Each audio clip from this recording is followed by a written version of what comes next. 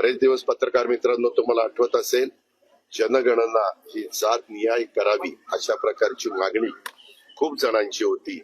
आणि काय होतंय ते एकदा समजलं पाहिजे की बाबा नक्की कुठला घटक किती आहे, त्याच्यामुळं निर्णय घ्यायला, त्याला निधी द्यायला, त्याच्याबद्दलचं धोरण ठरवायला आणि एकंदरीतच मार्ग काढायला सोपं जातं. त्याच्यामुळे तोही निर्णय काल मंत्रिमंडळाने घेतला.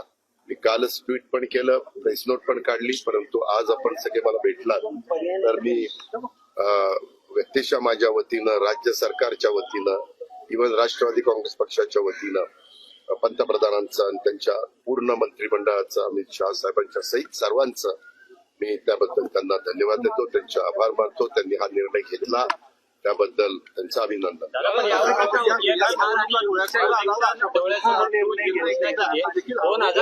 एक मिनिट, ही सातत्याची प्रक्रिया आहे. कुठल्या ना कुठल्या निवडणुका ह्या येतच असतात. कुठलाही चांगला निर्णय घेतला की निवडणुका डोळ्यासमोर ठेवून घेतला, नाही घेतला घेतच नाही निर्णय, त्याला काही अर्थ नाहीये. यामध्ये लोकसभेच्या निवडणुका आता देशात नाहीयेत, त्या अजून 4.5 वर्षांनी आहेत.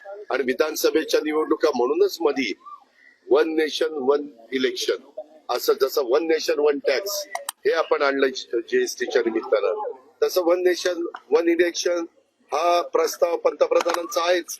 मग तो त्या ठिकाणी मान्य करूया सगळे मिळून.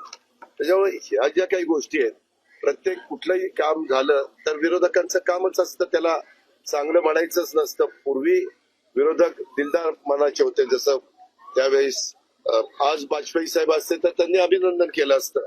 आज इतर पण काही मान्यवर विरोधक होऊन गेले, चंद्रशेखरजी असते किंवा मी सगळ्यांची नावं घेत नाही, परंतु तो मनाचा दिलदारपणा, मोठेपणा दाखवला पाहिजे. धन्यवाद.